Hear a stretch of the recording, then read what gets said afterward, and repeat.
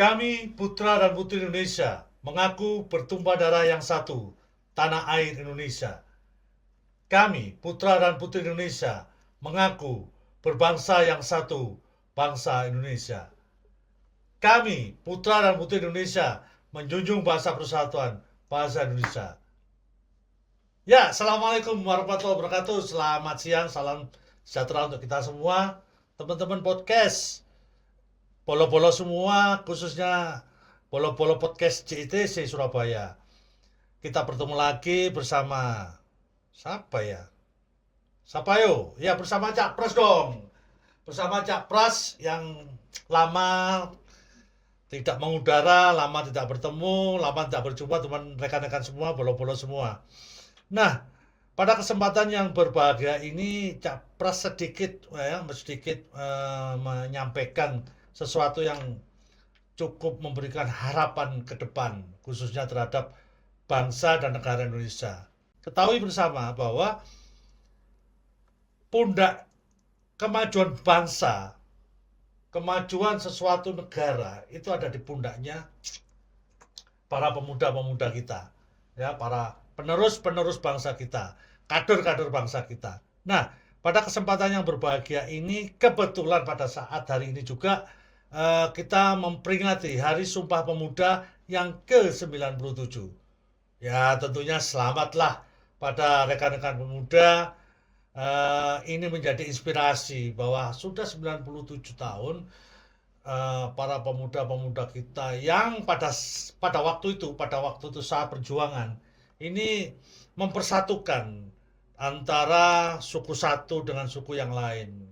Kita ketahui bersama bahwa bangsa kita itu memiliki adat budaya dan suku bangsa yang cukup banyak. Nah, untuk mempersatukan ini, salah satu tokoh pemuda ini menyampaikan pada saat itu, kenapa kita harus berpencar-pencar? Kenapa kita harus berpisah-pisah? Bangsa Indonesia harus kita satukan. Mulai dari si kecil, mulai dari si yang muda sampai yang tua, bahkan yang sudah lama. Apa gunanya dan manfaatnya untuk perjuangan? Oleh karena itu, pada saat waktu itu pemuda mempersatukan, muncullah apa yang diistilahkan namanya Sumpah Pemuda. Nah, Sumpah Pemuda ini menjadi suatu harapan. Menjadi suatu harapan bahwa kita sebagai pemuda harus mengisi, mempelopori, mengilhami untuk mewujudkan suatu bangsa, untuk mewujudkan suatu kemajuan bangsa, untuk mewujudkan suatu negara yang berkembang, ya, dikenal, sekaligus menjawab apa? Menjawab tantangan secara global, ya. Nah, ini yang menjadi hal yang cukup menarik, apalagi sekarang ini di era digitalisasi ini kita perlu memahami apa sih digitalisasi itu. Ini perubahan-perubahan mendasar, ini sangat luar biasa sekali. Nah, Gen Z ini kan usia kelahirannya di atas tahun 90 sampai tahun 2000 ke atas ini kan masuk di dalam Gen Z. Nah, di era digitalisasi, di era Gen Z ini, apalagi didukung pada saat yang cukup sakral ini, bertepatan dengan Hari Sumpah Pemuda, ya, nanti akan kita cerita banyak terkait dengan Gen Z. Terus kemudian digitalisasi, harus bagaimana dan bagaimana. Nggak usah berpanjang lebar, ya, kita hadirkan bukan para sih, kita hadirkan, cukup hadirkan aja, ya, nanti next ke depan kita lanjutkan. Kita hadirkan tokoh pemuda, ini kalau menurut saya ini dia merupakan salah satu pemuda yang memberikan inspirasi untuk kita semua, memberikan suatu ide untuk kita semua. Kita panggil, ya, karena dia itu merupakan salah satu founder, ya, yang dinamakan dengan Skyline Society. Apa ya Society? Ya sudahlah, nanti dia akan jelaskan sendiri. Ya, selamat siang, selamat datang Mas Javier. Ya. Selamat siang, Capra. Gimana Javier? Sehat selalu ya? Alhamdulillah. Alhamdulillah. Javier, ini kamu sangat luar biasa sekali kamu. Kamu kalau saya lihat seperti saya dulu masih muda. Meskipun sekarang ya masih muda sedikit sih. Jiwa mudanya Jiwa masih. muda gitu ya. Javier, Sebetulnya menurut Javier sendiri apa sih yang dimaksud dengan Gen Z itu? Oke, kalau menurut saya sendiri, saya juga termasuk Gen Z. Gen Oh Z, gitu. gitu, Oh, Cak tahun Pras. berapa? Oh, iya. 2002. Wah, ya betul lah. Ya, ya, ya. Gimana, gimana, gimana? Jadi Gen Z ini kebanyakan punya ide-ide yang fresh, kemudian ide-idenya itu out of the box, Pak. Oi, Cak Pras. Jadi oke. kenapa Gen Z ini itu kalau sekarang di dunia sosial media itu juga banyak yang apa mengenal dengan Gen Z Mhm.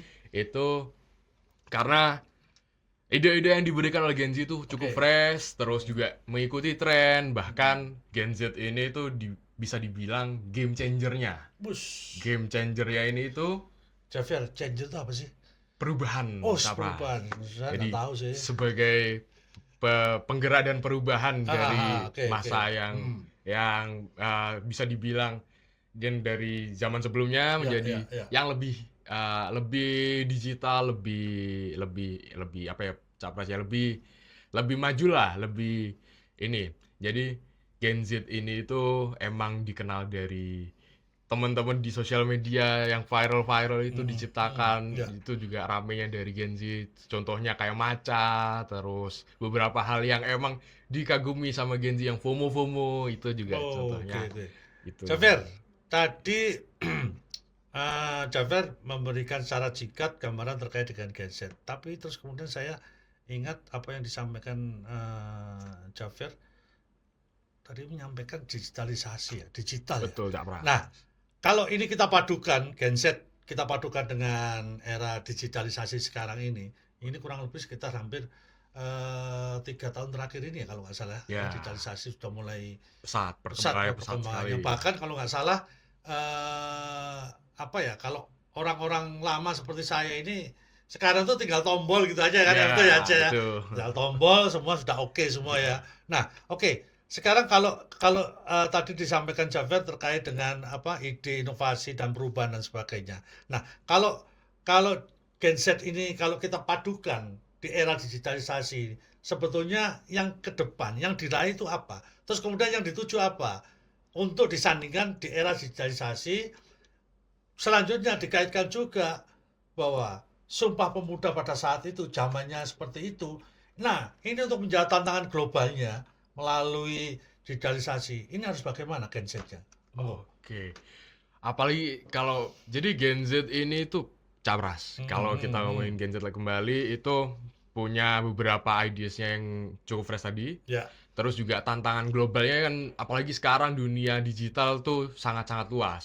Semua Hmm, budaya dari luar Indonesia maupun hmm. dari Indonesia Ya. bisa didapat oleh Gen Z ini atau Hmm, dari teman-teman juga yang lain yang aktif di sosial media. hmm. Itu tuh menjadi sebuah tantangan untuk Gen Z untuk melakukan atau mempertahankan budaya yang masih Hmm, harus dipertahankan. Misal hmm. kayak kalau di Surabaya sendiri, eh, kalau di Madura kayak ada apa namanya itu capras yang kerapan sapi. Itu Hmm. kan mulai mulai hilang perlahan Hmm. karena seiring berkembangnya sosial media Hmm. itu tuh banyak beberapa tren-tren yang dari luar yang yang ada yang bisa difilter sendiri atau difilter dari sosial media sendiri itu Hmm. banyak yang masuk jadi Oke, oke, mempengaruhi Gen oke. Z itu sendiri. Oke. Nah, peran Gen Z itu sangat penting Cak Pras di situ Hmm. untuk mempertahankan budaya-budaya yang ada di Indonesia khususnya Oke. dari suku-suku yang ada di Hmm. Indonesia, budaya-budaya yang masih kental, Hmm. bahkan kalau bisa dipertahankan dan dilanjutkan oleh teman-teman Gen Z ini seperti saya ini Hmm. Capras. Hmm. Kemudian untuk tujuan goalsnya tadi Capras Hmm. di sosial media sendiri, Gen Z ini biasanya cenderung punya tujuan yang cukup nyeleneh. Jadi bisa dibilang tujuannya adalah viral. Tapi mereka juga inginnya viralnya dengan cara yang Nah, benar. ini Javier. Istilah-istilah seperti itu. Kalau saya tuh taunya viral kan gitu ya. Ya, Taunya viral betul itu Capras. viral. Ya. Ada ke Inggris-Inggrisan, ada ke digitalisasinya ya viral. Ya, lanjut lanjut lanjut gimana gimana? Oke, kalau yang viral ini misal kalau Gen Z itu dari segi yang tadi game changer mengkombinasikan antara yang viral sama kebudayaannya. Jadi misal kayak beberapa influencer yang kita kenal itu mengkombinasikan musik, perpaduan musik sama budaya-budaya yang ada di Indonesia. Terus di-compose, dibuat video di YouTube atau di sosial media lain, Instagram, TikTok. Itu yang jadi sebuah pembicaraan yang hangat waktu itu. Bahkan itu juga masih berjalan lah sampai sekarang ini, era-era sekarang ini. Apalagi waktu itu juga sempat kita Gen Z ini terhalang oleh pandemi, Cak Pras. Jadi di 2020 sendiri saya juga masih pertama kali kuliah. Itu tuh perkuliahan masih dilakukan secara online semua. Bahkan perkumpulan bareng-bareng temen kayak ikutan organisasi itu juga masih dibatasi. Akhirnya otomatis kita masih ada gap lah di situ, Capras. Jadi kayak misal ada beberapa jenis komunikasi, cara komunikasi yang masih belum ditemukan, yang masih belum pas waktu kita peralihan dari offline ke online itu. Dari situ kita sebagai Gen Z juga harus beradaptasi. Jadi Gen Z ini cepat beradaptasi, Capras. Kita dan saya dan teman-teman yang Gen Z ini beradaptasi lewat offline ke online itu. Caranya kita lebih rutin untuk melakukan Zoom meeting waktu itu. Apalagi kalau masih awal-awal kuliah itu tantangannya juga masih ngerjakan tugas yang banyak. Habis itu untuk buat presentasinya, koordinasi ini nanti bagian ini habis itu buat diskusinya. Kalau secara offline kan dari sebelum-sebelumnya udah terlaksanakan, udah pernah dilakukan. Tapi waktu kita pandemi itu berubah total, Cak Pras. Kita berubah dari offline ke online itu, jadinya kita berusaha untuk beradaptasi lewat Google Meet, Zoom online dan sebagainya. Javras sekarang selaku founder Skyland ya? Betul, Cak Pras, salah satunya. Sebetulnya Skyland ini, tujuan dibentuknya Skyland ini apa sebetulnya? Oke, untuk Skyland sendiri sebagai gambarannya, Cak Pras nih ya, kita Skyland Society ini merupakan digital agency dan kita punya slogan sendiri, Cak Pras. Kita digital agency. Digital agency, ya. Betul. Karena kita mayoritas dari teman-teman tim kita juga mayoritas dari Gen Z. Dan tujuannya adanya Skyland ini, Cak Pras, itu kita ingin membantu teman-teman UMKM atau teman-teman yang baru merintis usahanya di bisnisnya, terutama misal kita bisa berkolaborasi antar Gen Z. Karena selama ini kita juga kolaborasinya juga sama Gen Z. Jadi kita ngebantu untuk teman-teman Gen Z yang punya bisnis, nge-branding, membangun bisnisnya lewat sosial media itu. Javier, dengan terbentuknya Skyland ini sudah berapa tahun ya? Hampir kurang lebih sekitar 3-4 tahun ya kalau nggak salah ya. Sebetulnya target ke depan Skyland itu seperti apa? Karena tadi kalau saya melihat membantu teman-teman, membantu masyarakat khususnya para pelaku-pelaku usaha, UKM, IKM dan sebagainya untuk mengembangkan jenis usahanya. Mungkin dari sisi produk, mungkin dari kemasan mungkin dari desainnya, termasuk pemasaran kalau nggak salah. Betul, ya, termasuk pemasaran. Nah, selama ini yang sudah dilakukan Skyland ya, seperti yang saya sampaikan tadi dan apa yang diucapkan juga sama Javier dan timnya, kira-kira apa yang sudah dilakukan selama ini untuk mendukung teman-teman pelaku atau masyarakat, pelaku usaha atau mungkin yang baru muncul atau baru tumbuh usahanya dan sebagainya? Apakah ada dilakukan pendampingan atau mungkin membantu di dalam legalitas usahanya? Mungkin seperti yang saya sampaikan itu terkait dengan pemasarannya dan sebagainya. Gimana menurut Javier? Monggo. Kalau selama ini Skyland sendiri bergeraknya untuk ngebantu marketingnya, Cak Pras. Marketing secara online dari sisi sosial medianya, terus juga waktu pandemi dulu juga sempat banyak orang yang dari belanja offline ke online di Ya, ya, marketplace. Kita ya. ngebantu untuk teman-teman UMKM ini untuk Hmm. bisa mengoptimasi di marketplace-nya, di e-commerce-nya itu untuk Hmm. bisa dilihat lah Hmm. secara eh, ketika calon buyer mencari atau search di keywordnya itu Hmm. dia dari sellernya ini bisa muncul paling atas. Kita Hmm. ngebantu dari sisi Ya. marketingnya itu, Capras. Tapi sudah dilakukan kajian belum? Sampai sejauh mana apa yang dilakukan Skyland untuk masyarakat khususnya para pelaku-pelaku usaha tadi? Oh, hanya memasarkan. Nah, memasarkan sampai sejauh mana? Atau memasarkan, mengajari, mengedukasi masyarakat secara umum, apa namanya?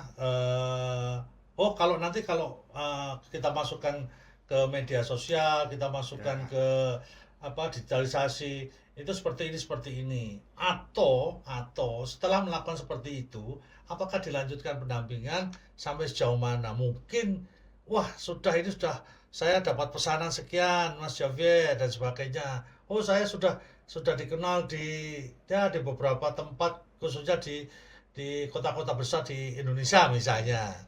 Gimana? Oke, kalau itu berarti kita di awalnya menjelaskan untuk KPI-nya, Capras. Oh, KPI, oke jadi oke oke. sebelum Ya kita ya ya. melakukan eksekusi untuk membuat konten-konten itu untuk Aha. marketingnya, kita bikinkan untuk garis benang merahnya. Oh, ya ya. Key performance indikatornya itu untuk sebagai patokan apakah yang kita lakukan ini sesuai atau kurang perform apa dari segi pemasarannya. Hmm, hmm, hmm, Jadi hmm. misal kita tanyakan dulu ke teman-teman UMKM ini apa kendalanya saat ini terutama di dunia digitalnya. Hmm. Apakah mereka kesulitan untuk mengenalkan produk barunya Ya. ataukah kekurangan atau ingin mengekspansi untuk penjualannya ke beberapa area atau bahkan kita juga ada jasa untuk ads optimization-nya, Capras. Jadi kita Hmm. membantu untuk teman-teman UMKM ini di dunia digitalnya Ya. itu ngiklankan. Hmm, Kalau hmm. zaman dulu iklan masih di TV, di Oke. radio, di koran, masih mahal. Hmm, hmm. Sekarang kita bisa iklan di sosial media dengan budget yang lebih murah, lebih rendah daripada kita ngiklan di TV yang Ya ya budget ya. produksinya itu lebih mahal. Jadi Respon masyarakat sendiri apa yang disampaikan ke Jafir? kalau respon masyarakat sendiri, ini masyarakat yang untuk beli atau Ya yang jual nih, mungkin Capras? mungkin cara tidak langsung ke user artinya langsung ke pembinaannya langsung ya ke itu yang diedukasi boleh dikatakan gitu ya si apa namanya pembuat produksi-produksi tadi itu Oke. tanggapan apa yang selama ini sudah dilakukan Jafir apakah perlu ada perlu ditingkatkan dikembangkan dan sebagainya. Oke, kalau dari itu sendiri pasti ada yang perlu Hmm, ditingkatkan hmm, karena hmm. setelah kita lakukan perform yang bikinan konten, pembuatan Hmm, hmm, konten hmm, hmm. itu kita mencoba untuk melihat, mengevaluasi lagi apa yang dirasa kita kurang Ya. dan apa juga yang dirasa dari masyarakat yang kurang. Maksudnya kayak misal dari klien atau Hmm, dari hmm, buyer, hmm. misal Mas ini nih kayaknya kurang dari segi visual kurang menarik atau Oke. Mas ternyata pesanan yang sempat dihandle ke sampean ternyata peningkatan penjualnya cukup tinggi Mas. Terima kasih. Terus ada Oke, juga yang gitu ya. Mas ini kok masih stuck di sini ya? Ah, Padahal kita ah, udah ah, bikin ah, ah. konten, kita udah coba Hmm, hmm, masuk hmm. ke beberapa konten yang viral, Ya, kita ya. penjualnya masih segini-segini aja ya Mas ya. Oke, Jadi oke, ada oke. pro kontra juga di beberapa masyarakat atau klien kita ini Ya, Safra ya, ya, untuk ya. menanggapi perkembangan dunia sosial media ini. Hmm. Oke. Rekan sobat podcast JTC dan bolo-bolo semua. Tadi narasumber beberapa hal disampaikan. Dan salah satunya adalah memberikan kesempatan, memberikan informasi, memberikan edukasi, memberikan pendampingan terkait apa namanya para pelaku-pelaku usaha khususnya IKM UKM kita untuk apa mengembangkan usahanya. Salah satunya melalui pemasaran digital marketing. Nah, Mas Jafar sudah disampaikan juga bahwa apa yang sudah dilakukan selama ini terhadap pelaku usaha ini responnya cukup signifikan, cukup baik, cukup luar biasa, dan pelaku-pelaku ini berharap tidak cukup hanya memberikan kesempatan untuk terkait dengan pemasaran dan sebagainya, tapi lebih dari itu adalah produknya bisa dikenalkan di toko modern ya, dikenal di beberapa negara, misalnya di Asia Tenggara dan sebagainya, atau bahkan mancanegara. Javier, selama ini Skyline ini posisinya di mana selama ini? Selama ini kita dapat akses dan dapat kantor di JITC. Wah, mantap. Alhamdulillah. Mantap. Di JITC. Waduh, saya kok ngomongnya susah banget. JITC, oke. Sebetulnya yang diharapkan Skyline di JITC ini apa sebetulnya? Oke, selain kita juga dibantu untuk mendapatkan akses ke kantor, dapat ruangan untuk kita bekerja, otomatis kita juga membantu kembali memberikan feedback ke JITC untuk membantu teman-teman UMKM yang usia ada di Surabaya atau di Jawa Timur ini mengedukasi lebih lanjut tentang digital marketing. Karena kalau kita lihat sekarang, digital marketing ini masih dikuasai atau masih mayoritas brand-brand yang ada di kota. Kemudian orang-orangnya atau pemilik foundernya itu juga masih yang orang yang muda, yang Gen Z atau milenial. Sedangkan kalau kita lihat potensi UMKM atau pedagang UMKM bisnis di Jawa Timur sendiri itu cukup besar melihat potensinya, dan apalagi di kota-kota kecil ataupun di kabupaten. Jadi kita harapannya sendiri bisa membantu untuk teman-teman UMKM yang dibina sama teman-teman dari Disperindak atau JITC ini, kita bisa berkolaborasi untuk mengedukasi Capras bahwa kita tuh bisa melakukan pemasaran atau marketing via digital tanpa harus keluar rumah, tanpa harus menyebarkan flyer, brosur. Kita juga bisa memasarkan yang disebut Capras tadi, memasarkan produk kita ke mancanegara, bahkan bisa diekspor, diimpor langsung ke beberapa negara yang ada di dunia inilah. Kita bisa mengenalkan juga makanan atau produk khas yang ada di Indonesia ini ke buyer atau audiens yang ada di luar Indonesia. Kira-kira menurut Javier sendiri, kita mampu nggak berdiri sendiri dengan kekuatan kita sendiri, dengan kemampuan kita sendiri, dengan kedahsyatan kita sendiri, dengan apa yang kita miliki, baik dari sumber daya alam, ya, semuanya ada limpah ruah, ya. Menurut Javier sendiri gimana? Pasti mampu, Pak. Alhamdulillah. Karena gitu ya? Yakin ya? Yakin. Nah, keyakinan itu apa yang mendasari Javier? Wah, ini saya kaitkan dengan semua pemuda ini. Saya tantang ini sampean ini. Karena kita untuk mencapai itu semua harus berkolaborasi. Karena kita punya yang nggak dipunya orang lain, dan orang lain nggak punya yang kita punya.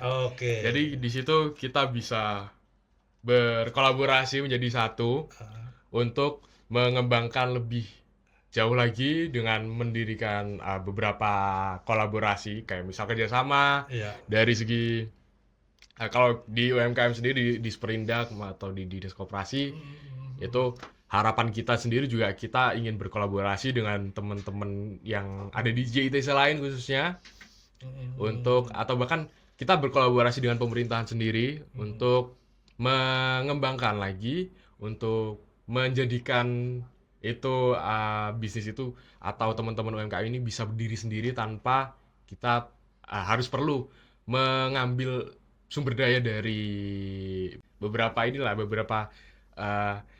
ember. Ibaratnya kalau kita bisa punya ember sendiri dan teman-teman punya ember lain sendiri, kita gabungkan ember itu tanpa harus mengambil ember dari orang lain. Oke, Gitu, Cap. statement terakhir. Kira-kira Jafer untuk meyakinkan bolo-bolo sobat-sobat podcast ini sudah dibuatkan skyline, Betul. sudah ada target, ya, sudah ada tujuan dan sebagainya, sudah ada klien, ya, boleh Betul. dikatakan gitu ya, Betul. sudah ada beberapa klien dan sebagainya. Nah,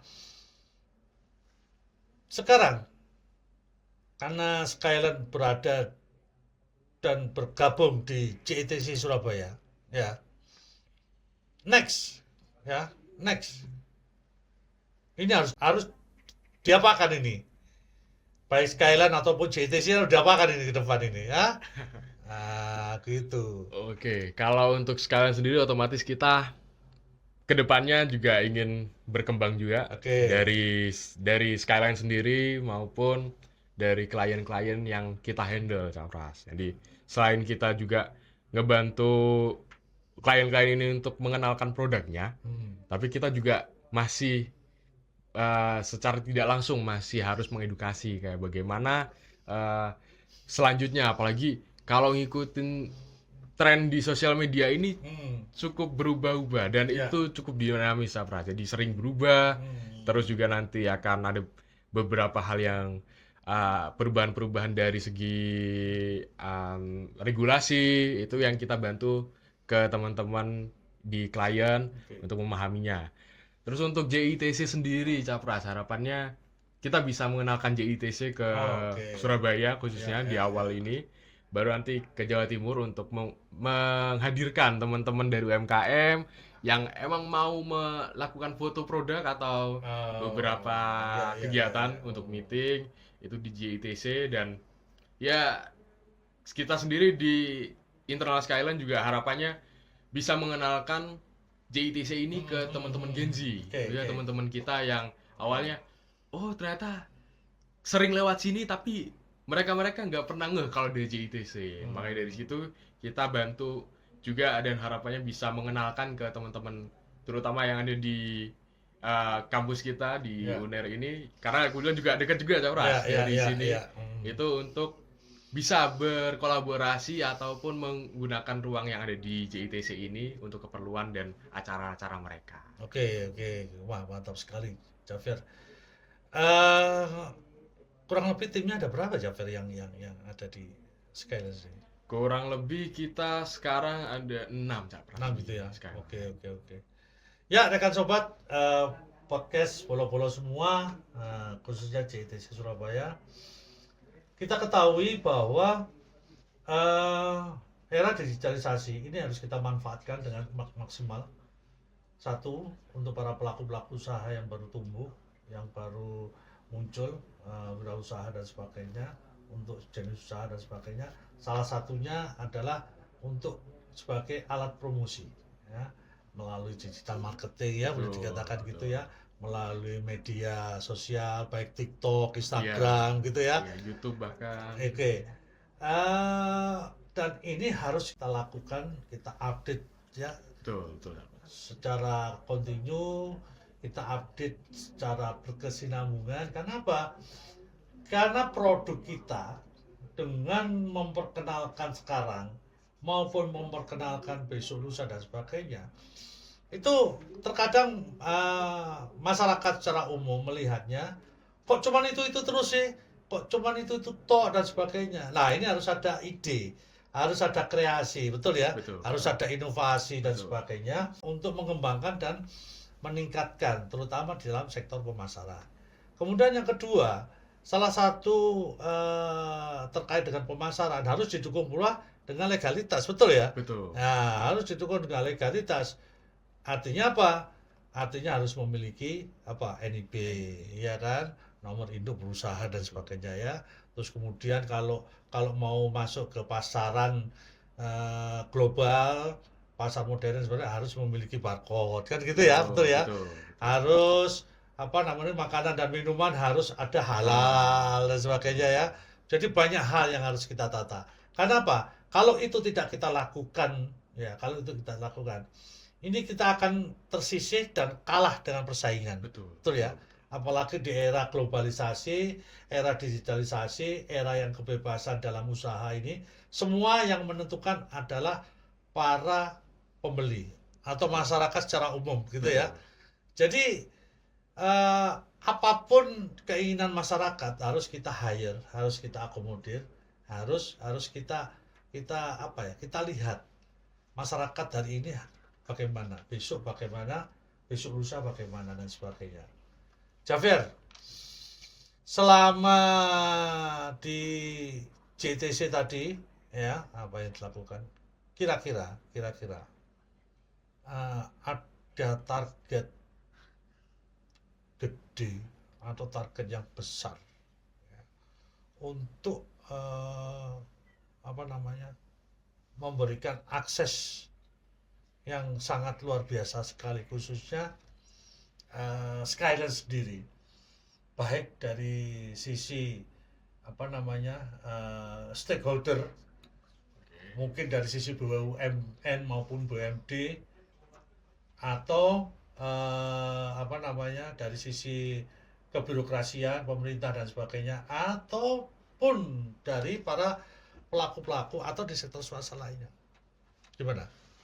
Oke, kalau untuk target besar kita, Capras, kita juga tentunya ingin bekerja sama, berkolaborasi. Kembali lagi, karena kita juga ingin membantu teman-teman UMKM ini. Ya. Kita bisa, karena kalau kita menggabungkan atau berkolaborasi dari beberapa UMKM di Indonesia ini kan cukup banyak, Capras, Ya. dan itu nggak possible untuk kita lakukan. Oke. Jadi kita bisa berkolaborasi sama Disperindak atau BUMN, misal kayak Bulog, untuk memasarkan atau mengedukasi teman-teman yang ada di UMKM ini, bahkan di seluruh Indonesia, untuk bisa memasarkan produknya lewat digital. Oke. Apalagi kalau misal kita atau dari UMKM itu punya website sendiri, itu bisa buyer atau konsumen dari luar negeri itu bisa order langsung lewat website mereka sendiri, daripada mereka ordernya lewat beberapa aplikasi atau just tip yang ada di negara itu tersebut. Oke, rekan Bolo podcast. Iki lho contohan iki. Ya. Contoh ini Javier ini arek nom, anak muda ya, penuh semangat, apalagi bertepatan dengan Hari Sumpah Pemuda ya toh. Kita harus semangat, jangan mau kalah ya. Apapun tadi yang dicontohkan Javier, ini kemandirian ini salah satu membantu kita semua.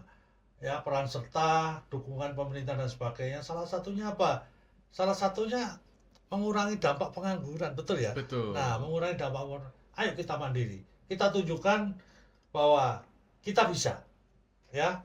Ini untuk menjawab tantangan secara global, cara menyuruh dan sebagainya. Iki contohnya si Javier iki gak gelem kalah. Arek nom tapi pengen maju. Oke, sobat podcast, bolo-bolo podcast.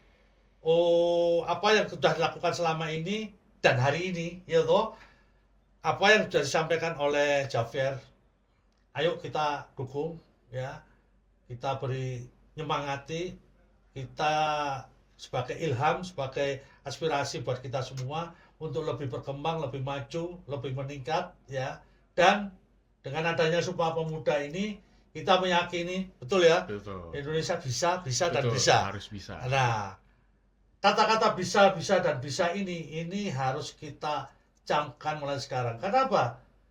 Kalau kita menjaga keutuhan, persatuan dan kesatuan bangsa, ini akan lebih mantap, akan lebih kuat, dan siapapun yang berhadapan dengan Indonesia, kita harus bangga. Kalau itu positif, kita lakukan, ya, kita contoh. Kalau itu negatif, jangan yo, ya, ditendang mana dia, ya, siapa ya? Nah, rekan Bolo semua, terima kasih untuk rekan Bolo semua bahwa ini karena ini sudah perut ini sudah nggak bisa tertahan ini ya. rekan bola nanti kita bisa bertemu untuk next berikutnya untuk menghadirkan narasumber yang sangat bermutu ya. Dan apa namanya terakhir kira-kira apa ya, Javier? Kira-kira apa? Ya kita harus ucapkan lah, kita Betul. sampaikan juga, kita sapa Pembina. juga pada pembina JTC. Betul. Kita ucapkan terima kasih banyak buat siapa ya? Bu Fitri. Oh Bu Fitri, Betul, saya sampai Bu lupa Fitri. ya. Ya kita sapa Bu Fitri, dadah Bu Fitri. Ya terima kasih Bu Fitri atas dukungannya selama ini dan kami berharap ini tetap terus dilakukan secara kontinu ya Betul, Javier ya, betul. dengan menghadirkan beberapa teman-teman yang sukses ya, terutama tokoh-tokoh apa muda kita ini seperti yang disampaikan Javier ini contohnya dan sebagainya. Dan perlu diingat apalagi ya, apa kira-kira Javier apa? Kalau nggak salah ingat kemarin berulang tahun Bu Fitri. Siapa? Bu Fitri. Oh iya dah. Iya. Loh. Cuma saya belum ngucapin ini Oh Capres tidak tahu ya Capres ya. Ya silakan yang tahu. Untuk Bu Fitri nih, untuk pembina JITC selamat ulang tahun. Semoga di usia yang bertambah ini semakin sukses selalu. Dan semoga bisa sehat selalu juga dan So semoga sweet JITC gitu. bisa semakin berkembang dari Amin. perkembangan yang telah dipegang oleh Bu Fitri ini. Semoga semakin selalu tadi yang disebut di mention Capras semakin kontinuitas perkembangannya. Loh. Dan Ini kamu tak kasih tahu ya. Ini kalau nggak ada Bu Fitri kita nggak bisa di sini. betul. Iya. Betul. Karena apa? Karena setelah dilakukan perubahan-perubahan yang mendasar oleh Bu Fitri, JTC sekarang makin berkembang Betul. dan makin jaya. Betul. Terutama podcastnya Capras. Betul. Ini sepirang tahun ini tahun aku baru sekarang. Gitu Jaber. Sekian dulu. Terima kasih bersama Capras. Mohon maaf. Ojo lali ya, ojo lali ambek Capras. Ditulis ya. Dicatet ya toh. Apa sing diomongno Javier iki? Ya. Ini mengilhami untuk kita semua. Oke, selamat siang. Terima kasih. Billahi taufik wal hidayah. Wassalamualaikum warahmatullahi wabarakatuh. Sukses Javier. Terima kasih Capras.